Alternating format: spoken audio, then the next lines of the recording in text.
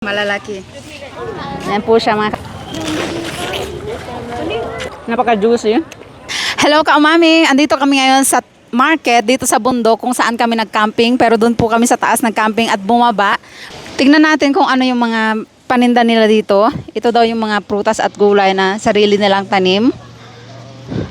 Meron ding mga halaman. Meron po silang kamote, baby carrots at red radish. Ay, ang bango. Ito yung favorite ko. Inihaw na kamote ka-umami. Ani man nipon la ka? Mag. Ani ka ha? Kaw niyaw ping. Yung sticky rice po nila nakabalot sa dahon ng saging na inihaw. Meron ding saging at inihaw na itlog mga ka-umami. At itong inihaw na kaupot. Ani kaupot siya may ka? Kauman kaupot. Meron akong nakitang kakaiba. Napakalaking kalabasa. Ani, faktong la ka? Lucy, nasirกับบ้านจัง kalabasa mga ka-umami. ซื้อไหม ซื้อกลับบ้าน ขายยังไงคะ Ito,ขอถ่ายรูปหน่อยอันนี้ ดาดิ kalabasa อันยาวๆไม่มี เจ้ากองมาอยู่ใช่ไหม Ito po yung uraro mga ka-umami. Ano apay tom yang diyaw siya may ka? Masarap to. Bili tayo mamaya. Wala daw po yung nagtitinda. Balikan natin. Ano ito tom lang? Ay po siya mga ka-umami. Steam na siya. Uraro sa atin. Ito po yung kung nasubaybayan nyo po yung mga upload ko noon.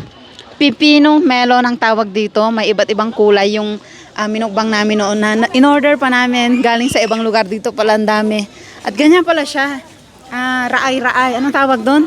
Para siyang ubas. Akala ko isa-isa lang. Bili tayo. Let's try, Daddy. Baka mas masarap yung ganito nila dito. Itong ni, kaya nga ka? Lola 60 pa. Lola 60. 60 baht po ang isang kilo. Let's try. Ayan o. Meron ding maliliit. Meron ding malalaki. Ani ka. Ano po itong tinatawag nating Baguio beans dito? Batik po siya. Bibili tayo ng iuuwi. Bukas pa kasi kami uuwi, kaya hindi pa tayo pwedeng mamili ng mga maiuwi. Yung mga titikman muna natin. Meron din pong strawberry. Strawberry At saka itong Japanese onion or Japanese leek na napakamahal sa amin sa grocery store. Ang dami dito at mura. Ano itang mo tala ka? Ano yung songlo? Songlo, okay. So titikman na po natin dito. Tignan natin kung mas matamis dito kaysa doon sa nabibili namin online. Yan po siya mga ka-umami. Pipino melon.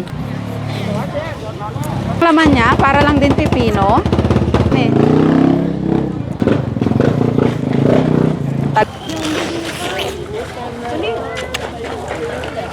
Para siyang pipino na melon. Kasi nga pipino melon ang tawag. Napaka-juicy. Hindi naman siya ganun ka-sweet.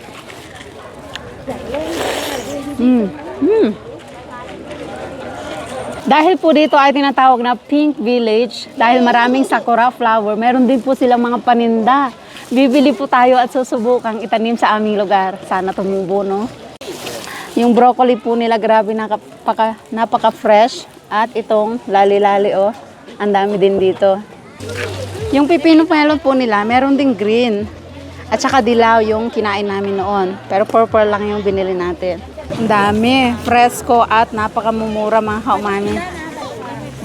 Taro o gabi. Ayan, dito po sa palengke mismo ay may mga sakura tree pero hindi na siya ganun kakapal. Ang ganda po ng panahon, malamig. How many degrees are they? Nacha pen 17-16, no? Malamig. Ang sarap.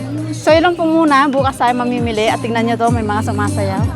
May mga show po yung mga bata dito na naninirahan dito. Ayan, pinapanood ng mga namamasyal. Ang cute.